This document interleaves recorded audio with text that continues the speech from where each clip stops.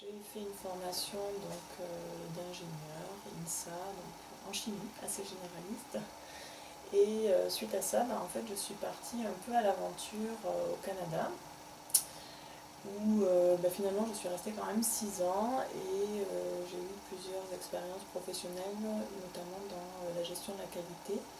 J'ai recherché à me recentrer, à recentrer en tout cas mon activité professionnelle plus proche de mes valeurs.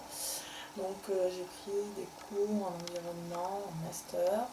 Donc ensuite je suis revenue en France et c'est à ce moment-là que j'ai mis le pied dans l'économie sociale et solidaire à proprement parler avec Mobilier. C'est de la location de voitures en libre service. Je suis aujourd'hui directrice générale de cette petite entreprise de 4 salariés qui possède 32 voitures à Toulouse. J'ai trouvé intéressant que ce projet voit le jour sous la forme d'une société coopérative.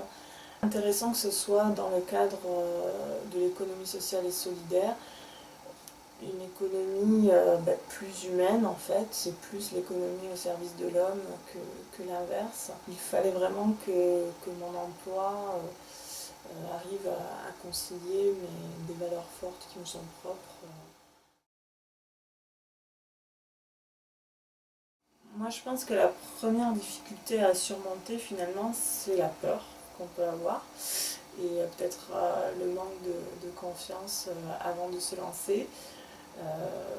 Mais voilà, une fois que ça s'est passé, vraiment, j'ai eu la chance, pour ce qui me concerne, d'être bien entourée, tant sur le plan familial, et je crois que c'est très important, qu'au niveau professionnel. Je pense que ça a permis effectivement de me lancer dans cette aventure avec finalement avec de l'assurance, ouais, un petit peu. Et puis voilà, sans que ce soit trop difficile. Alors la première chose, je crois que vraiment c'est voilà, d'avoir confiance en son potentiel, tout simplement, voilà, de se dire qu'on est capable de le faire, il n'y a pas de raison, puisqu'il y en a plein d'autres qui le font.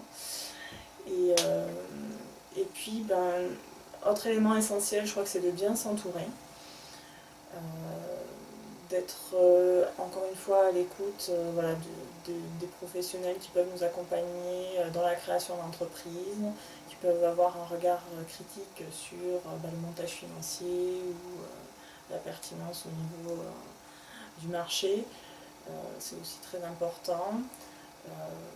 Autre conseil, essayez quand même, malgré tout le temps et l'investissement que ça peut vous demander, de vous ménager un petit peu de temps pour vous et votre famille, vos proches. Ça permet, c'est toujours difficile à trouver l'équilibre, mais ça permet quand même de durer. Je crois que c'est le secret de la pérennité en fait, dans une activité de ce type.